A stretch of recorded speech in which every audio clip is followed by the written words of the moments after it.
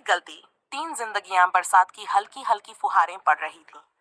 राधा और अमित की शादी को 3 साल हो चुके थे। दोनों अपने छोटे से परिवार में खुश थे। राधा की छोटी बहन नेहा अक्सर कुछ दिनों के लिए उनके घर आ जाया करती थी। घर में हंसी मजाक का माहौल रहता और अमित भी नेहा को हमेशा अपनी छोटी बहन की तरह ही सम्मान देता। एक दिन राधा अपने मायके चली गई क्योंकि उसकी माँ की तबीयत अचानक खराब हो गई थी। अमित काम में व्यस्त रहता और नेहा घर संभालने लगी। धीरे धीरे नेहा ने अमित के अच्छे व्यवहार का गलत मतलब निकालना शुरू कर दिया।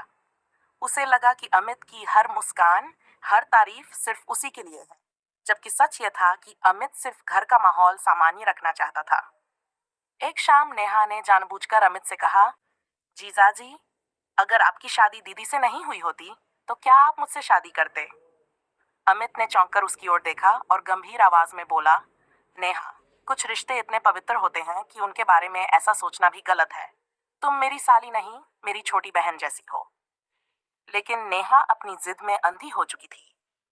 उसने सोचा कि अगर दीदी और जीजाजी के बीच दूरी आ जाए तो शायद उसकी इच्छा पूरी हो जाएगी।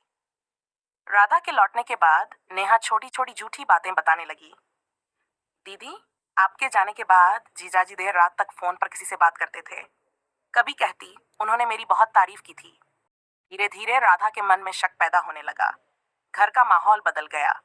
जहां पहले हंसी गूंजती थी वहां अब खामोशी रहने लगी। अमित समझ नहीं पा रहा था कि अचानक राधा उससे नाराज क्यों रहने लगी है।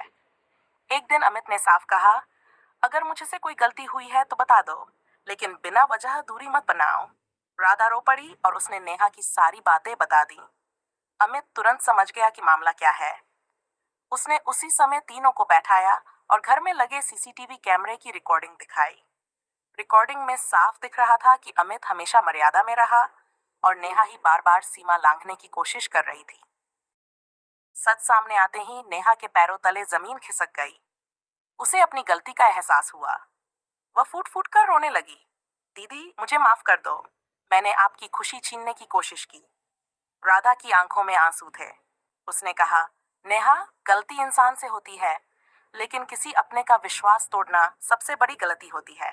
नेहा ने अमित से भी माफी मांगी।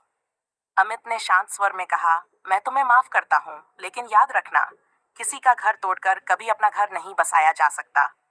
उस घटना के बाद नेहा ने फैसला किया कि अब वह अपनी पढ़ाई और करियर पर ध्यान देगी। उसने अपनी सोच बदली, मेहनत की और कुछ वर्षों बाद एक सफल अधिकारी बन गई।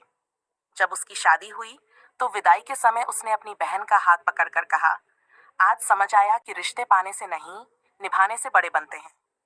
अगर उस दिन आपने और जीजाजी ने मुझे सही रास्ता न दिखाया होता तो शायद मैं अपनी पूरी जिंदगी बर्बाद कर देती।